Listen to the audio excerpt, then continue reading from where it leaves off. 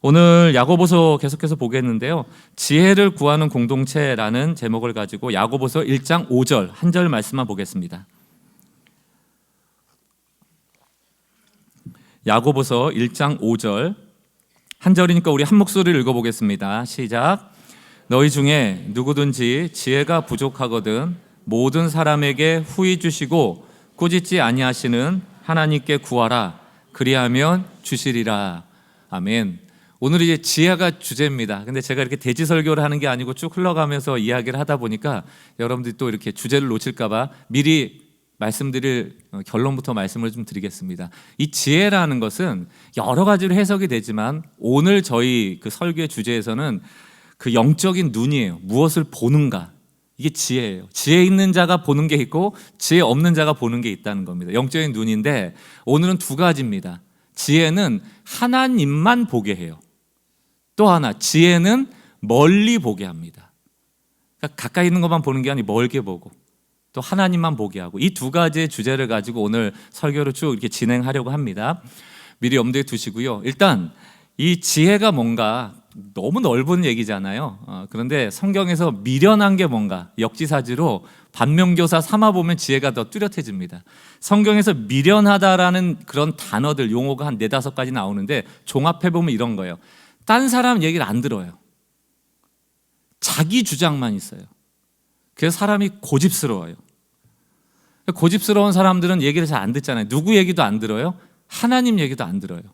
그래서 미련한 자는 늘 하나님과 등집니다. 그러니까 하나님을 예배하지 않는 자가 이제 미련한 자다. 여기까지 가는 게 성경이 말하는 미련함입니다. 그러니까 하나님을 떠나니까 옳고 그름에 따라서 결정하는 게 아니죠. 자기 옳다 하는 대로 결정하기 쉽고 잘못된 판단하기가 쉽고 엉뚱한 결정하기가 쉽고, 그러니까 잘 안 돼요. 뭐든지 미련한 사람은 일이 잘 안 풀리게 돼 있습니다. 로마서 1장을 보니까 21절 뭐라고 돼 있습니까? 하나님을 알되, 하나님을 알지만 안 믿어요. 하나님을 영화롭게도 아니하고 감사하지도 아니하고 오히려 그 생각이 허망하여지고 미련한 마음이 어두워진다. 이렇게 됩니다. 벌써 침침하잖아요. 허망한다는 것은 마음이 늘 공허하고 헛된 영광을 추구하고 또 미련하니까 자꾸 삶이 어두워지고 이런 겁니다. 22절. 근데 자기를 몰라요. 남 얘기 안 들으니까 자기 주장이 옳다고 생각해요. 스스로 지혜 있다 하나 미련한 자다.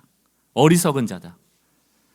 이 스스로 지혜 있다 하나 어리석게 되면 23절 어떤 일이 발생하는가?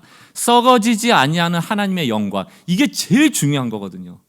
하나님이 영원하시니까 썩어지지 아니하는 하나님의 영광을 대체합니다. 무엇으로? 썩어질 사람, 썩어질 새, 썩어질 짐승, 썩어질 기어다니는 동물의 모양을 우상 삼아 바꾼다. 썩어지지 않는 하나님을 썩어질 것들로 바꾸는 거예요. 왜 그럴까? 미련하면 눈이 고장나요. 하나님 보시기 안 좋은 건데 그렇게 좋아 보여요. 그게 미련한 거예요. 가장 좋으신 하나님을 별로 안 좋은 것으로 대체하는 것, 이게 미련한 사람의 특징입니다. 하나님에게는 비교할 수, 하나님만큼 좋은 분이 어디 있습니까? 근데 하나님보다 비교할 수 없을 만큼 추하고 천박하고 가치 없는 것을 선택해요. 그게 좋아 보이는 거예요. 그게 성경에서는 허망하여지고 미련하여지고 어두워지고, 그러나 본인은 스스로 지혜롭다 하는 자들의 특징입니다. 지혜가 없으면 하나님을 대체할 것을 자꾸 찾아요. 그래서 오늘 야고보는 중요한 권면을 하고 있는데 지혜를 구하라는 얘기입니다. 살면서 지혜가 부족하면 엄청나게 비참한 일이 벌어지니 지혜를 구하라는 거예요. 지혜로워야지 좋은 것을 결정할 수 있다. 제가 종종 기도에 대해서 얘기할 때 하나님께 구하기 전에, 우리가 유한한 인간이니까 하나님께 구할 게 많죠. 근데 그 전에 뭐부터 해라? 하나님을 구해라. 하나님이 우리가 구해야 될 첫 번째입니다. 근데 이 첫 번째 기도를 하는 사람이 지혜로운 사람이라는 거예요. 근데 미련한 사람은 하나님을 구하기 전에 내가 원하는 것을 자꾸 하나님께 구하기 시작한다는 것이죠. 결국 지혜로운 사람은 하나님이 원하시는 선택, 하나님이 기뻐하는 결정을 한다. 다시 말하면 하나님을 바라보고 하나님을 구하게 되는 거예요. 다윗처럼 전쟁이 나고 대적이 찾아와도 막 무기 구하고 뭐 옆에 동맹국 구하고 병사 구하고 이러는 게 아니고 여호와의 집에 들어가서 여호와의 아름다움을 구한다니까요. 원띵 하나만 구하는 거, 이게 지혜예요. 요즘 기독교 이렇게 보면은 제가 참 안타깝습니다. 제가 기독교 비판한다고 제가 무슨 대단하게 뭐 한국 교회에서 벗어난 사람은 아니죠. 저도 역시 그 안에 있는 개혁의 대상의 일인이라고 생각합니다만, 비판하는 이유는 비판을 해야 개혁되기 때문이에요. 아닌 건 아니라고 얘기를 해야죠. 마치 맞는 것처럼 그냥 이렇게 암인데 거기 빨간 약 발라서 되겠습니까? 한국 교회 가장 지금 문제도 둔해진 거예요. 영적인 눈이 둔해진 거. 내부 문제거든요. 복음이 희미해진 문제 때문에 문제가 다 일어나는 거거든요. 근데 자꾸 외부에서 문제를 찾아요. 우리 교회를 무너뜨릴 외부의 적이 있대요. 이스라엘 역사가 외부의 적으로 무너지지 않습니다. 외부의 적으로 무너진 것처럼 보이죠. 아수르에게 패망당하고 바벨론에게 패망당하고 애굽에 종속되고 했죠. 그러나 그 이면엔 다 어떤 문제가 있었습니까? 이스라엘이 하나님을 떠난 영적인 죄악으로 인한 심판들이거든요. 하나님 늘 말하잖아요. 돌아오라, 내게 돌아오라. 이스라엘의 문제는 늘 내부에 있었고 하나님을 떠난 문제였다. 미련하니까. 하나님을 다른 것으로 대체한 문제였거든요. 한국 교회도 똑같습니다. 교회 안에 복음을 대체하고 하나님을 대체한 그 문제가 한국 교회의 문제인 것이지, 외부에 무슨 적이 있어가지고 그거는 굉장히 사소한 문제예요. 호세아 7장 11절과 12절 보십시오. 에브라임은 어리석은 비둘기 같대요. 어리석대요. 미련하대요. 지혜가 없어서 애굽을 향하여 부르짖고 아수르로 간다. 하나님이 강력한 힘이신데 하나님의 대체자들을 찾는 겁니다. 하나님 대신에 애굽을 찾고 하나님 대신에 아수르를 찾는 겁니다. 이게 미련한 거예요. 그랬더니 12절, 이 미련한 자들 어떻게 합니까? 저희가 갈 때 내가 하나님께서 나의 그물을 그 위에 쳐서 공중의 새처럼 떨어뜨리고 전에 그 공에 들려준 대로 저희를 징계하리라. 너희가 그토록 의존했던 애굽과 아수르와 바벨론을 통하여 너희를 멸망시키겠다. 그러니까 한국 교회는 지금 뭐를 하나님 대신 대체하고 있습니까? 그걸로 망하는 거예요.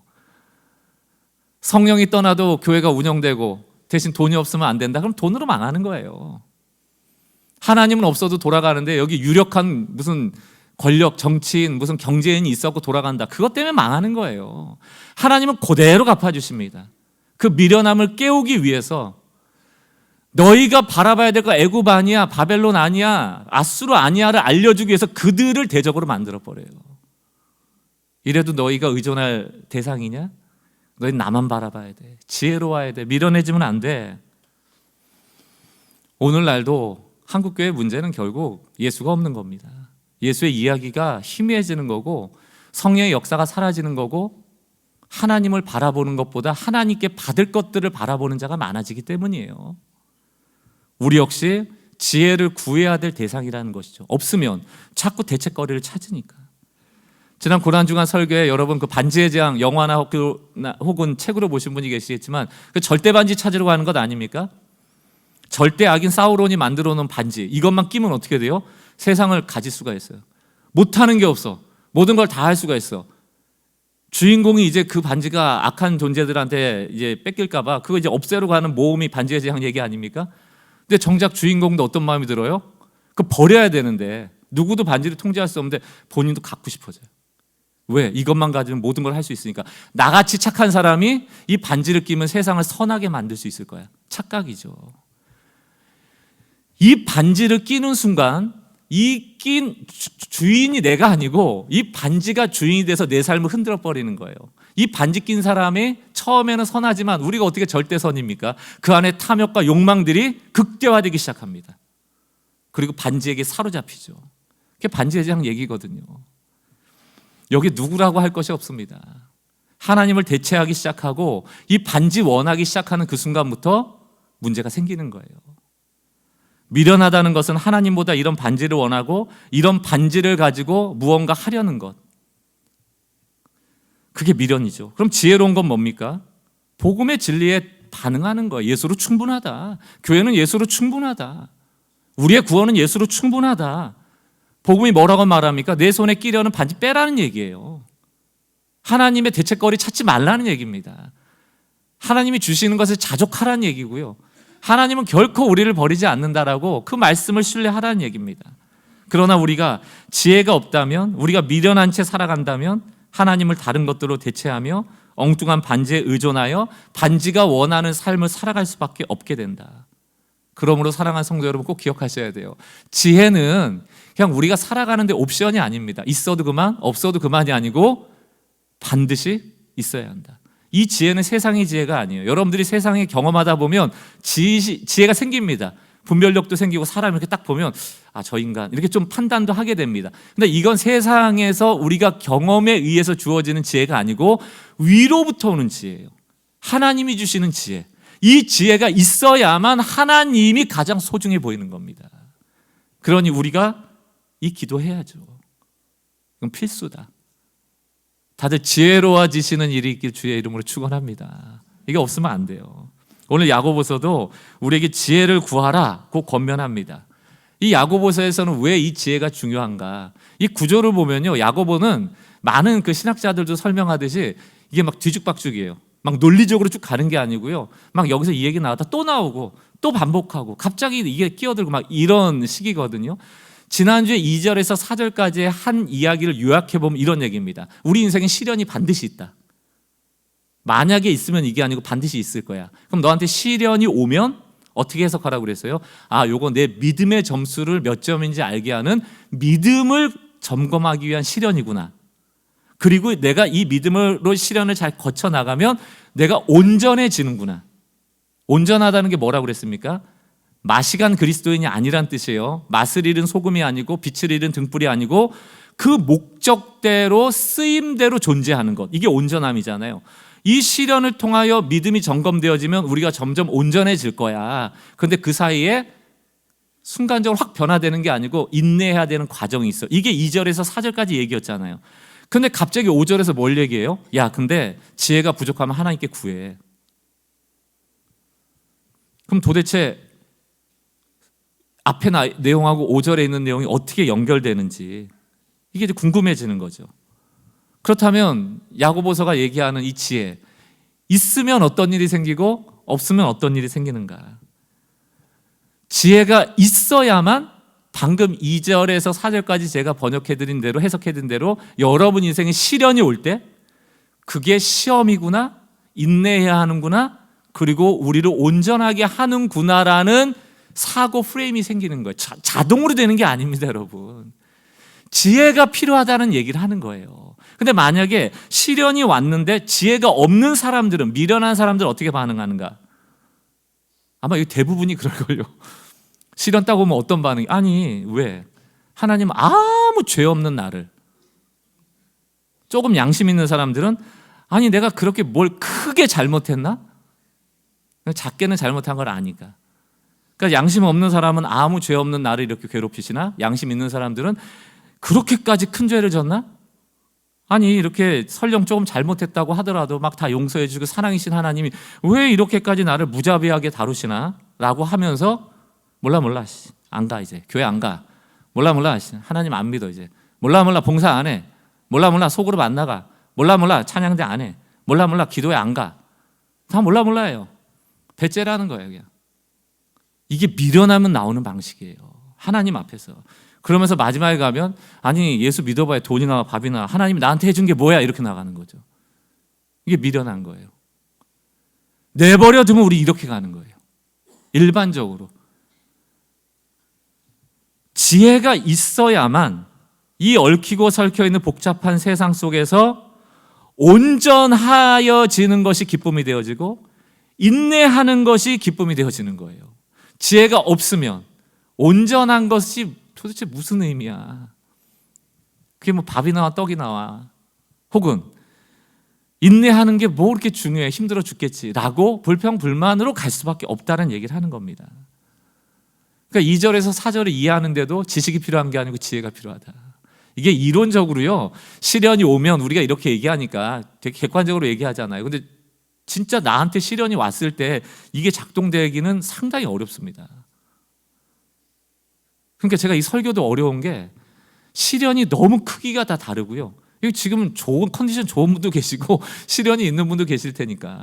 그러니까 시련에 대해서 굳이 막 깊이 고민 안 하는 상황들이 많은데 갑자기 지혜를 구해야 된다. 그러니까 이게 좀 먼 이야기처럼 들리기가 쉽거든요. 그러나 우리에게 다 닥칠 일들입니다. 시련은 반드시 오고 우리가 어떻게 이겨가는 게 아니고 지혜가 없으면 이기지 못한다라고 야고보가 우리에게 권면하는 거예요. 다음 주 되면 제가 교육자들한테 부탁을 해서 저 사무실 입구 앞에다가 크게 플랜카드를 하나 준비하라고 그랬습니다. 제목이 지혜를 구하는 공동체. 이게 제목이에요. 여러분, 우리는 교회가 잘 되길 바라십니까? 다 바라시죠? 바라기만 하시면 안 돼요. 여러분이 미련해지면 이 공동체가 잘 될 수가 없어요. 단 한 사람도 빼놓지 말고 우리는 무조건 지혜로워져야 됩니다. 무조건 지혜로워져야, 저도 지혜로워져야 되고 다 지혜로워지셔야 돼요. 이게 야고보서의 부탁입니다. 이게 개인의 문제가 아니에요. 공동체적인 문제이기도 합니다. 그래서 무조건 우리는 앞으로 야고보서를 보는 내내 지혜를 구할 거고 지혜로워질 겁니다. 세상의 지혜가 아니고 위로부터 오는 지혜를 받을 거고 시련을 극복해내는 좋은 복음의 증거자들이 될 겁니다. 한번 유치하지만 좀 따라해 보세요. 나는 지혜로워지겠습니다. 한번 더 합시다. 나는 날마다 지혜를 구하겠습니다. 이게 다짐이에요. 이게 다 혈서 쓰고 그래야 되는데 다 믿음으로 넘어가겠습니다. 야고보서 1장 5절 우리 함께 읽어보겠습니다. 시작. 너희 중에 누구든지 지혜가 부족하거든 모든 사람에게 후히 주시고 꾸짖지 아니하시는 하나님께 구하라. 그리하면 주시리라. 약속하셨잖아요. 구하면 주시리라. 특히 지혜에 대한 약속은 분명합니다. 하나님, 우리가 지혜로워지기를 엄청 원하시는 거예요. 왜? 이 지혜가 있어야지 시련을 온전함으로 연결할 수 있고 이 시련을 인내함으로 연결할 수 있고 우리의 삶이 온전한 그리스도인으로 가는 선순환이 일어나는데 이게 지혜가 없으면 문제가 생기는 거예요. 엉뚱하게 가는 거예요. 그래서 앞서 지혜라는 것이 영적으로 보는 눈이고 하나님만 바라보고 하나님을 대체하지 않는 것이 지혜라고 했다면 이 두 번째에서 야고보에서는 뭘 얘기하고 있는가 하면 지혜라는 게 멀리 내다보는 능력 혹은 끝을 볼 수 있는 능력, 이 정도로 규정을 할 수가 있습니다. 지혜가 뭔가 멀리 보는 거예요. 시련은 현재 일이죠. 인내는 긴 여정이죠. 온전함은 미래 일이죠. 지혜가 있어야지 지금 당한 시련을 미래의 온전함으로 연결할 수가 있는 거예요. 그래야지 시련이 올 때 너희가 온전히 기뻐하라는 기쁨이 나오는 겁니다. 우린 기쁨이라는 걸, 지혜 없는 자의 기쁨은 이런 거예요. 오늘 돈 벌었어, 기뻐. 돈 없어, 슬퍼. 이건 미련한 자예요. 그러나 지혜 있는 자들은 오늘 오는 시련에 대하여 인내를 볼 줄 알고 온전함으로 나가는 여정으로 볼 수 있는 겁니다. 저는 우리는 교회 모든 공동체원들이 오늘의 시련에 일희일비하는 미련하고 허망하고 어두워진 자들이 아니고 이것을 인내와 온전함으로 연결하여 하나님이 결국 잘되게 하실 그 복을 누릴 수 있는 성도들 되시길 바라요. 야고보서 1장 2절을 보십시오. 뭐라고 되어 있습니까? 내 형제들아, 너희가 여러 가지 시험을 당할 때 기뻐하래요. 이게 상식적으로 어떻게 가능하냐고요. 그러나 지혜가 필요하다. 우리가 기쁨의 문제도 감정의 문제가 아니에요. 기쁨의 문제는 지혜의 문제다. 결국 지혜 있는 자가 기뻐할 수 있는 거예요. 이게 야고보가 계속 주장하고 있는 겁니다. 예를 들어 볼게요. 이 지혜가 멀리 보는 능력, 멀리 보는 힘 혹은 끝을 볼 수 있는 능력이라고 얘기를 한다면 잠언 21장 20절이 좋은 예입니다. 지혜 있는 자의 집에는 귀한 보배와 기름이 늘 있대요. 근데 미련한 자는 기름 오늘 다 써버리고요, 보배 다 써버려요. 오늘이 중요하니까. 오늘 있으면 즐거운 거예요. 오늘 없으면 슬픈 거고. 이게 미련한 자고요. 지혜 있는 자는 이 보배나 기름이 앞으로 필요할 걸 알고 예비해 놓는 거죠. 남겨 놓는 거죠. 이게 지혜란 얘기입니다. 이거 뭐 성경 아니고도 우리 어릴 때 다 배웠죠. 동화, 개미와 배짱이. 개미는 겨울을 대비해서 다 모아놓고 배짱이는 피리 불고 놀았잖아요. 겨울에 거지처럼 이제 구걸하러 다니고. 지혜에 대한 얘기입니다. 마태복음 25장을 보세요. 천국에 대한 비유인데요. 1절, 그때 천국은 마치 등을 들고 신랑을 맞이하러 나간 열 처녀와 같다. 그러니까 신랑 한 명하고 열 처녀하고 결혼한다는 뜻이 아니고 이 열 처녀는 신부께로 신랑을 이렇게 인도하는 요즘으로 치면 들러리 같은 존재들입니다. 그러면 신랑이 왔을 때 등을 가지고 가서 신부에게로 잘 인도해야 되는데 여기에 2절에 보니까 5 처녀가 달라요. 5이. 5은 슬기롭고 5은 미련하대요. 3절, 미련한 자들은 등은 가져갔는데 기름을 가져가지 않은 거예요. 그러니까 등에 잠깐 기름이 있으니까 불이 켜졌을 거 아닙니까? 그러니까 그거 가지고 간 거예요. 왜? 신랑 온다니까. 이게 미련한 자. 지혜로운 자는 4절 슬기 있는 자들은 등도 가져가고 기름을 여분으로 가져갔다는 게 자네. 왜? 혹시 늦어지면 이 불이 꺼지면 안 되니까. 이게 멀리 보는 눈이에요. 단기 부리지 말라고 그러잖아요. 지금 앞만 보고 가는 것, 이게 미련한 자라는 거예요. 근데 우리는 눈에 취약한 존재들 아니니까, 눈에 보이는데 유혹되는 사람들 아니에요. 그러니까 위로부터 오는 지혜가 필요한 겁니다. 슬기로워지라는 얘기예요. 이 지혜는 하나님으로부터 온다는 얘기입니다. 그래서 야고보서가 나중에 3장 17절로 가면 또 지혜에 대한 얘기를 할 때 정확하게 이 지혜가 어떤 지혜인지를 설명합니다. 위로부터 오는 지혜, 이렇게 설명을 해요. 세상에도 지혜가 있습니다. 경험치가 많아지면 나오지만 다르다는 얘기예요. 얄팍한 지혜가 아니란 얘기입니다. 지금 당장 반짝하게 기쁨을 주는 도파민적인 그런 지혜가 아니란 얘기예요. 이거는 실제적이고 이 세상에서 누릴 수 없는, 하나님만이 주실 수 있는, 그것을 가장 소중히 여길 수 있는 지혜라는 것이죠. 예수님의 재림이나 완성될 하나님의 나라나 우리가 천국을 소유할 그때나 하나님이 우리에게 예비해 두신 유업을 얻는 것, 그게 우리 눈에 보입니까? 그게 여러분에게 기쁨이 돼요? 하나님 다 필요 없어요. 하나님의 나라고 뭐고. 근데 지금 오늘 당장 힘들어 죽겠는데 하나님 나라가 오든 말든 난 상관없습니다. 이게 미련한 자라는 얘기예요. 하나님의 나라가 오고 있다고요. 완성될 나라가 오고 있고 우리가 천국의 백성이라는 얘기입니다. 이것을 믿고 기다리는 데는 지혜가 필요하다는 얘기를 야고보가 계속 하고 있는 거예요.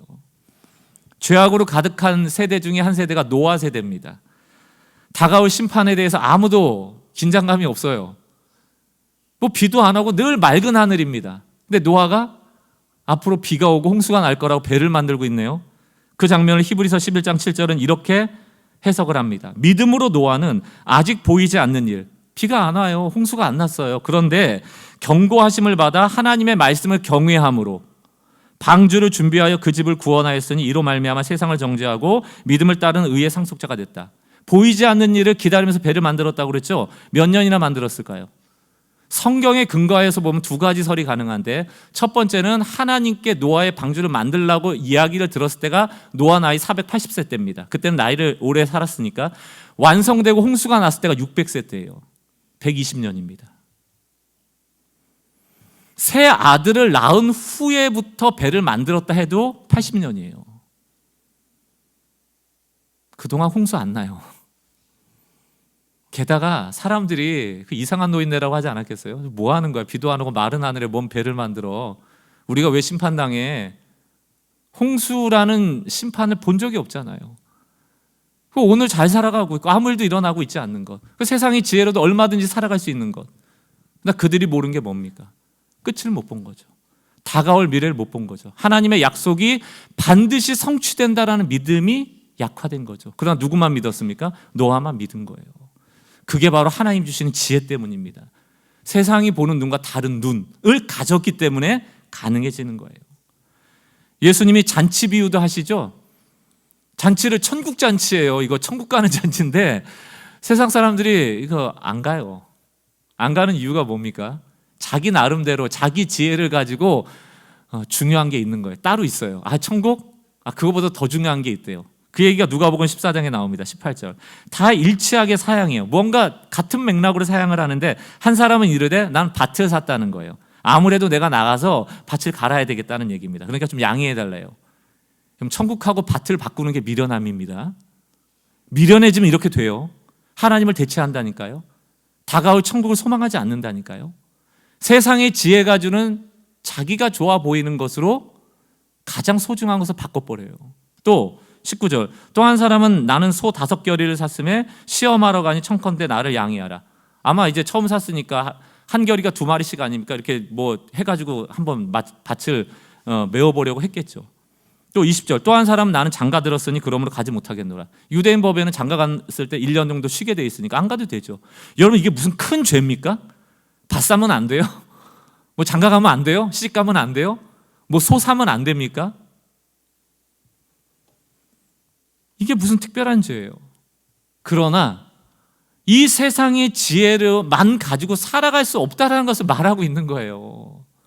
우리가 적극적으로 죄를 짓지 않았지만 하나님으로부터는 지혜가 없으니까 천국이 소중해지지 않는 겁니다. 하나님이 베풀어 놓으신 그 소망이 지혜로워지질 않아요. 기도만 봐도 우린 금방 지혜로운지 미련한지를 압니다. 여러분, 소가 그렇게 중요하고 밭이 그렇게 중요하고 장가가고 이 땅에서 잘 먹고 잘 사는 게 너무 중요해지면 기도 제목이 다 뭐예요? 이번에 밭을 샀는데 이 밭으로는 충분하지가 않아요. 하나님 밭을 더 주세요. 소를 10마리 5결이나 샀는데 저는 더 필요합니다. 장가를 2번 가고 싶어요는 안 하겠죠. 장가는 잘 모르겠습니다. 어쨌든 뭐 돈 많은 사람하고 결혼하게 해주세요. 내 인생 펴게. 다 그런 거 기도할 것 아닙니까? 밭 있고 논 있고 장가 시집 잘 가는 게 뭐 죄예요? 그러나 문제가 생긴다. 하나님을 보지 못하고 하나님이 주시는 지혜로 세상을 보지 못하면 천국을 놓친다니까요. 이게 얼마나 허망한 인생입니까? 결국 지혜로운 사람은 하나님께 구하는 게 아니고 하나님을 구하고 이 문제만 해결하려고 하는 게 아니고 하나님이 주시는 시선을 가지고 이 문제를 해석할 수가 있게 되는 거예요. 제가 이렇게 정리해 봤습니다. 지혜는 우리 문제에 대한 해답을 구하는 게 아니라 하나님의 시선을 구하는 거다. 하나님의 눈으로 볼 줄 아는 거예요. 하나님 천국이 얼마나 소중하면 우리 초대하시냐고요. 오라고. 근데 밭 때문에 못 간대요. 장가 가는 사람 못 간대요. 소 때문에 못 간대요. 그게 말이 되냐고요. 지혜는 진짜 중요한 걸 중요하게 여기는 거거든요. 죽음의 수용소를 쓴 아우슈비츠에서 참 죽음을 건너뛰어 넘어온 빅터 플랭크가 그 책 안에 그런 얘기를 하잖아요. 삶에 의미가 있는 자들이 살아나더라. 그러니까 how to가 중요한 게 아니고 why, 왜 사는가를 분명히 아는 사람들이 how to, 살 방법을 찾더란 얘기예요. 그러면서 이런 유명한 얘기를 합니다. 우리에게 중요한 것은 삶이 우리에게 기대하는 것이 무엇인지를 깨닫는 것이야. 이게 why예요. 우리가 삶에게 무엇을 기대하느냐 보다, 그러니까 내 삶이 어떻게 될까, 어떻게 살아야 될까 보다 더 중요한 게 왜 살아야 될까라는 얘기고, 좀 어려우면 삶이라는 단어에다가 하나님을 넣어보세요. 내가 하나님을 이용해서 어떻게 할까 보다 더 중요한 게 뭡니까? 하나님이 나에게 원하시는 게 있다는 겁니다. 그게 진짜 삶이에요. 그것을 얻는 게 지혜입니다. 그걸 알게 하는 게 지혜예요. 시험을 피하게 해달라는 기도만 하는 게 아니고 이 시험을 통하여 나를 어떻게 만들어 가시는지를 해석하려는 것, 그게 지혜로운 사람이거든요. 편하게 살려면 그냥 세상의 지혜만 가지고 사는 게 편하죠. 그러나 바르게 살려면, 우리의 인생이 올바른 여정이 되려면 위로부터 오는 지혜 없이는 불가능합니다. 하나님만 바라보지 않고 대체품으로는 우리의 인생이 달라질 수가 없어요. 세상의 지혜로만 해석해서는, 하늘의 지혜를 얻지 않고서는 우리의 신앙의 여정을 해석할 수가 없습니다. 시련을 해석할 수가 없어요. 세상의 지혜만 가지면 시련 당하고 고난 당하면 실패자죠. 소망 없죠. 못 살죠. 저주받은 인생들이죠. 그러나 그렇지 않다는 얘기예요. 사랑하는 성도 여러분, 꼭 기억하셔요. 지혜를 구해야 된다. 한 사람도 빠짐없이. 하나님, 지혜를 주십시오. 저는 하나님만 보고 살아가겠습니다. 시련이 와도 하나님이 주시는 지혜로 이 시련을 해석하고 싶습니다. 야고보가 이렇게 지혜에 대한 이야기를 하는 데는 저는 배경이 있다고 생각합니다. 이것은 부활주일의 이 부활과도 무관하지 않아요. 사실 이 야고보는 제자 야고보가 아니잖아요. 12명의 제자 야고보가 아니고 예수님의 형제, 동생이었던 야고보입니다. 예수의 가족들은 예수가 그리스도인 것을 살아생전에 믿지 않아요. 그게 마가복음 3장 21절, 예수의 친족들이 듣고 그를 붙들러 나오니 이는 그가 미쳤다 하밀러라. 이게 돌아다니는 거 보니까 미친 사람 같거든요. 그러니까 집에 이제 들어가자고. 요한복음 7장 5절, 이는 그 형제들까지도 예수를 믿지 않았다. 그리스도로 믿지 않았다는 거예요. 신으로 믿지 않았다는 거예요. 아니, 너무 당연한 거 아니에요? 30년 동안 나랑 같이 먹고 잤는데 갑자기 얘가 신이래. 그게 믿어져요? 안 믿어지죠. 안 믿었습니다. 근데 우리가 잘 알다시피 이 야고보는 야고보서를 써는 저자가 됐을 뿐만이 아니고 예수님이 부활승천하신 이후에 예루살렘 지역에, 어찌 보면 교회의 본체가 되었던 예루살렘 교회의 지도자가 되거든요. 아니, 안 믿었잖아요. 근데 갑자기 믿게 됐어요. 게다가 나중에 순교하거든요. 순교를 마다하고 복음을 전하는 복음의 전파자의 삶을 살았습니다. 무엇이 이를 그런 삶으로 이끌었을까? 그 힌트가 고린도전서 15장에 나옵니다. 고린도전서 15장 부활장입니다. 부활을 목격했던 많은 역사적 인물이 있음을 증언하거든요. 4절, 장사 지낸 바 되셨다가 성경대로 사흘 만에 다시 살아나사 게바에게 보이시고 후에, 게바는 베드로입니다. 후에 12 제자에게 다 보였고요. 6절, 그 후에 500여 형제에게 일시에 보이셨나니 그 중에 지금까지 대다수 살아있고 어떤 사람은 잠들었다. 그러니까 그 당시에 부활을 본 사람들이 500명이 넘었다는 얘기예요. 그런데 7절에 특이하게 누구를 지목합니까? 그 후에 누구한테 나타났어요? 야고보. 그럼 이건 12명 제자 야고보 아니죠? 앞에서 12명의 제자에게 나타났다고 언급을 했으니까. 이 야고보 누굽니까? 야고보서 저자 야고보예요. 예수님 동생 야고보예요. 야고보 안 믿었습니다. 자기 형이 신이라니까 미쳤나 봐. 십자가에 달린다니까 미쳤나 봐. 근데 그를 찾아오신 거예요, 예수님이. 그의 만남에 대한 깊은 얘기는 없습니다. 그러나 야고보의 인생의 변화는 여기에 있었다고 저는 확신합니다. 부활을 경험한 야고보가 부활을 소망 삼는 거죠. 지금 당장에 일희일비하는 것이 아니고 그의 소망을 부활에 두는 것이죠. 다가올 하나님 나라에 두는 것이죠. 나도 믿음의 소망을 갖는 것이죠. 그렇지 않다면 과연 순교까지 나갈 수 있을까? 죽음이 두렵지 않은 사람이 어디 있습니까? 죽음이 끝이라고 여기는 사람이 어떻게 순교의 길을 나갈 수 있습니까? 저는 확신해요. 야고보에게는 위로부터 오는 지혜가 임했다. 끝을 볼 줄 아는 거예요. 죽음이 끝이 아니고 그 죽음의 끝 이후에 우리에게 영원히 있을 하나님의 나라를 본 것입니다. 그랬더니 야고보가 계속 얘기를 하는 거예요. 사랑하는 성도 여러분, 끝을 보시기 바랍니다. 하나님은 반드시 우리를 잘되게 하실 것이고 모든 것을 합력하여 선을 이루실 뿐인데 이것은 하늘로부터 오는 지혜를 구할 때 그 지혜 있는 자들에게 주어지는 선물입니다. 여기 우리 부모님들 있고 자녀들도 있죠. 좀 부탁을 드립니다. 지혜로운 자녀들 되시고요. 지혜로운 부모님들 되세요. 지혜로운 자녀가 되라는 뜻은 이런 뜻입니다. 세상에서 욕을 제일 많이 먹는 분이 엄마랍니다. 화풀이할 때가 엄마밖에 없어요. 뭐 그렇게 엄마가 잘못했다고 엄마한테 짜증내고 엄마한테 화풀이하고 엄마한테 핀잔 놓고 엄마가 뭐 욕바지도 아닌데 왜 그렇게 행동해요? 평생 같이 있을 거라고 착각하는 거예요. 평생 같이 안 계세요. 돌아가십니다. 우리 천국에서 다시 만나겠지만 이 땅에서 효도 못해요. 이제 돌아가시고 나면. 그걸 보는 게 지혜예요. 지혜로운 사람은 어머니와 아버지와 내가 헤어질 날을 봅니다. 그리고 오늘 잘해드리죠. 이게 지혜로운 자녀들이에요. 지혜로운 부모는 오늘 자녀가 50점 맞아왔다고 그거 가지고 핀잔 주고 너 인생 망했다고 얘기 안 해요. 왜? 이 아이를 누가 붙잡고 있어요? 하나님이 붙잡고 계세요. 이 아이의 인생을 여러분이 현실의 50점으로 미래까지 평가할 권한이 없습니다. 하나님 만들어 가실 거예요. 그 인내의 과정 속에서 이 아이들은 사랑을 먹어야 되고 신뢰를 먹어야 되고 지지를 먹어야 되고 응원을 먹어야 됩니다. 그걸 먹여주는 게 지혜로운 부모예요. 왜? 이 아이는 반드시 잘 될 거니까. 어려움의 때를 겪고 있는 우리 자녀들이 많이 있습니다. 또 그런 어려움이 아니더라도 어두움의 때 가짜 세상에서 살아가고 있는 아이들이에요. 50점이 그 아이들을 책임져 줄 것, 망하게 할 거다. 100점이 이 아이들의 인생을 책임져 줄 거다. 그것만큼 세상적인 지혜에 갇혀 있는 부모들이 어디 있습니까? 위로부터 오는 지혜를 구하십시오. 그리고 우리의 시선이 하나님이 보시는 시선으로 바꿔야 돼요. 부모님께 효도합시다. 그리고 우리 자녀들에게 소망을 둡시다. 하나님 살아계시니까. 우리는 교회 성도들이 하나님만 바라보고 하나님이 주시는 지혜로 오늘의 시련들을 잘 해석해 나가셔서 온전함에 이르러 하나님께 영광 돌리는 복된 성도, 복된 공동체 되길 주의 이름으로 축원합니다. 영적 전쟁입니다. 영적 전쟁은 지혜와 미련함의 싸움이에요. 사단은 끊임없이 우리를 미련하게 만들 겁니다. 하나님은 우리를 끊임없이 지혜롭게 만들 거예요. 지혜를 가진 자로 승리하시기 바랍니다. 오늘 기도하고 성찬할 때 성찬 중에 우리 같이 기도할 겁니다. 지혜를 주시기를. 예수님이 우리의 지혜시잖아요.